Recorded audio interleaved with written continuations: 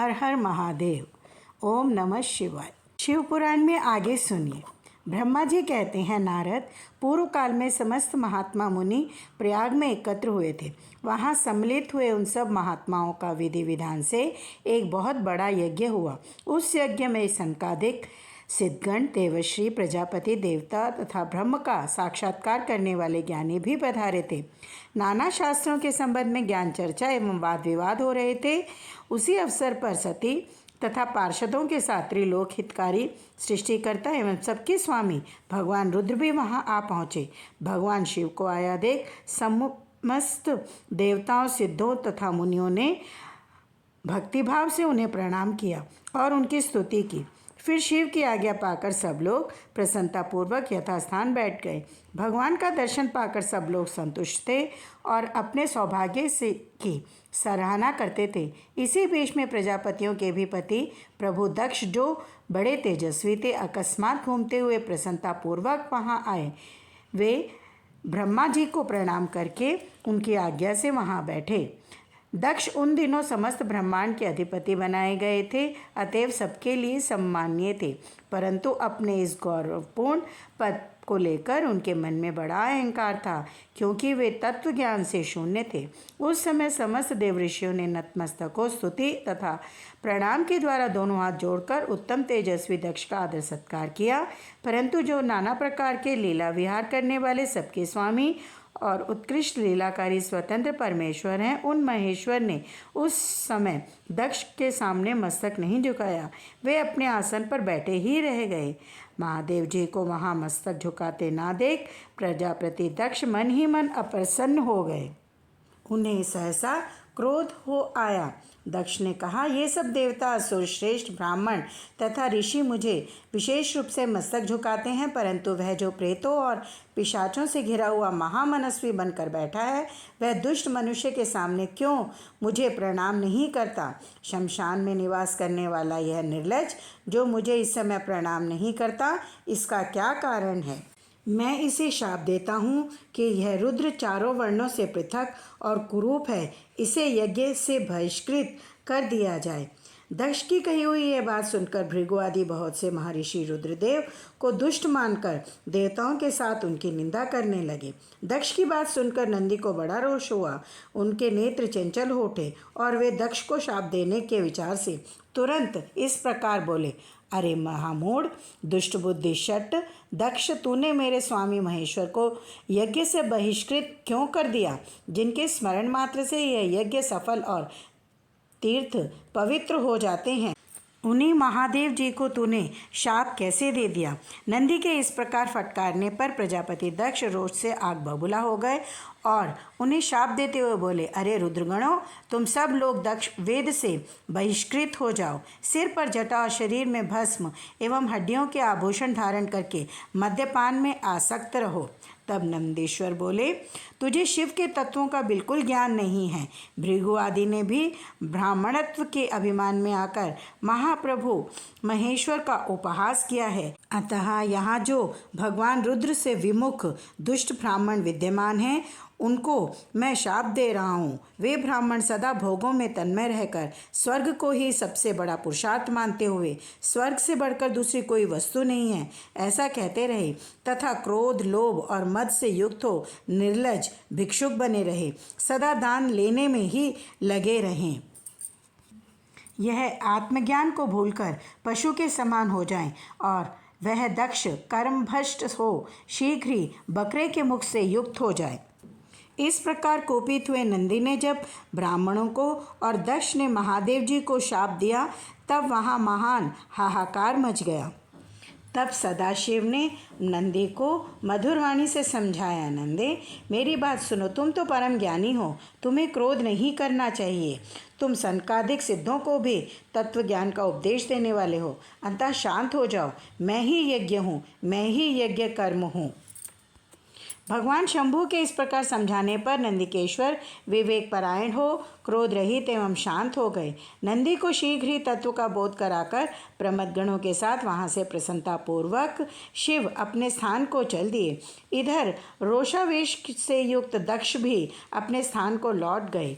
रुद्र को शाप दिए जाने की घटना का स्मरण करके दक्ष सदा महान रोष से भरे रहते थे। एक समय की बात है, दक्ष ने एक बहुत बड़ा यज्ञ आरंभ किया। उस यज्ञ की दीक्षा लेकर उन्होंने उस समय समस्त देव ऋषियों, महर्षियों और देवताओं को भी बुलाया। वे सभी उस यज्ञ में पधारे। अगस्त्य, कश्यप, अत्रि, वामदेव, भृगु, दधीचि, भगवान व्यास, भारद्वाज, गौतम, बैल, पराशर, गर्ग, भार्गव और वैश्यांपन ये तथा बहुत सारे बहुसंख्यक मुनि अपने स्त्री पुरुषों को साथ ले दक्ष के यज्ञ में हर्षपूर्वक सम्मिलित हुए थे। दक्ष ने प्रार्थना करके सदल बल नारद जी को, ब्रह्मा को भी सत्यलोक से बुलवाया था। इसी तरह भांति भांति से सादर प्रार्थना करके वैकुंठ लोक से भगवान विष्णु को भी उस यज्ञ में बुलाया। शिवद्रोही दुरात्मा दक्ष ने उन सबका बड़ा सत्कार किया। विश्वकर्मा ने अत्यंत दीप्तमान, विशाल और बहुमूल्य दिव्य भवन बनाए थे। सभी लोग सम्मानित हो उन संपूर्ण भवनों में यथा योग्य स्थान पाकर ठहरे हुए थे। वहाँ 88,000 ऋद्विज एक साथ हवन करते, 64,000 देवऋषि उद्गाता थे। कौतिक और मंगलाचार करके सब दक्ष ने यज्ञ की दीक्षा ली तथा जब उनके लिए बारंबार स्वस्ति वाचन किया जाने लगा तब वे अपनी पत्नी के साथ बड़ी शोभा पाने लगे। इतना सब करने पर भी दुरात्मा दक्ष ने उस यज्ञ में भगवान शंभु को आमंत्रित नहीं किया। सती प्रजापति दक्ष की प्रिय पुत्री थी। इस प्रकार जब दक्ष का वह यज्ञ महोत्सव आरंभ हुआ, भगवान शंकर को उपस्थित ना देख शिवभक्त दधीचि का चित्त अत्यंत उद्गिन हो उठा और वे बोले, मुख्य मुख्य देवताओं तथा महर्षियों, आप सब लोग प्रशंसापूर्वक मेरी बात सुने। इस यज्ञ के महाउत्सव में भगवान शंकर नहीं आए हैं, इसका क्या कारण है? वे पुराण पुरुष वृषभध्वज परमेश्वर श्री नीलकंठ यहाँ क्यों नहीं दिखाई दे रहे हैं? आप सब लोग इस स्थान पर जाएं जहाँ महेश्वर देव विराजमान हैं। वहाँ से दक्ष नंदिनी सती के साथ भगवान शंभु को तुरंत यहाँ ले आएं। यदि आ गए तो उनसे सब कुछ पवित्र हो जाएगा। मूढ़ दक्ष ने हंसते हुए रोषपूर्वक कहा, भगवान विष्णु संपूर्ण देवताओं के मूल हैं। जब इनको मैंने सादर बुला लिया है तब इस यज्ञ कर्म में क्या कमी हो सकती है? विप्रवर, मैंने ब्रह्मा जी के कहने में ही अपनी कन्या रुद्र को ब्याह दी थी। वैसे मैं जानता हूँ हर कुलीन नहीं है, उनकी ना माता है ना पिता। वे भूतों, प्रेतों और पिशाचों के स्वामी हैं, अकेले रहते हैं, यज्ञ कर्म में बुलाए जाने योग्य नहीं है, इसलिए मैंने उनको यहाँ नहीं बुलाया है। तब दधीचि बोले, दक्ष, उन भगवान शिव के बिना यह महान यज्ञ अयज्ञ हो गया। अब यह यज्ञ कहलाने योग्य ही नहीं रह गया। विशेषतः इस यज्ञ में तुम्हारा विनाश हो जाएगा। ऐसा कहकर दधीचि दक्ष की यज्ञशाला से अकेले ही निकल पड़े और तुरंत अपने आश्रम को चल दिए। शिव महल में जब सती ने देखा कि बहुत सारे देवश्रीगण बड़े उत्साह और हर्ष के साथ दक्ष के यज्ञ में जा रहे हैं, देवी सती ने उस समय रोहिणी के साथ दक्ष यज्ञ में जाते हुए चंद्रमा को देखा। देखकर वे अपनी हितकारिणी प्राण प्यारी श्रेष्ठ सखी विजया से बोली, मेरी सखियों में श्रेष्ठ प्राण प्रिय विजय, जल्दी जाकर पूछ तो आ, ये चंद्रदेव रोहिणी के साथ कहाँ जा रहे हैं? चंद्रमा ने दक्ष के यहाँ होने वाले यज्ञोत्सव आदि का सारा वृतांत कहा। वह सब सुनकर विजया बड़ी उतावली के साथ देवी के पास आई और चंद्रमा ने जो कुछ कहा था वह सब कुछ उसने कह सुनाया। उसे सुनकर कालिका सती देवी को बड़ा विस्मय हुआ। अपने यहाँ सूचना ना मिलने का क्या कारण है, वह बहुत सोचने विचारने पर भी उनकी समझ में नहीं आया। अपने स्वामी भगवान शिव के पास जाकर भगवान शंकर से पूछा, प्रभु, मैंने सुना है मेरे पिताजी के यहाँ कोई बड़ा यज्ञ हो रहा है, उसमें बहुत बड़ा उत्सव होगा, उसमें एक देवश्री एकत्र हो रहे हैं। देव देवेश्वर पिताजी के उस महान यज्ञ में चलने की रुचि आपको क्यों नहीं हो रही है? आप मेरी प्रार्थना मानकर सर्वथा प्रयत्न करके मेरे साथ पिताजी की यज्ञशाला में आज ही चलिए।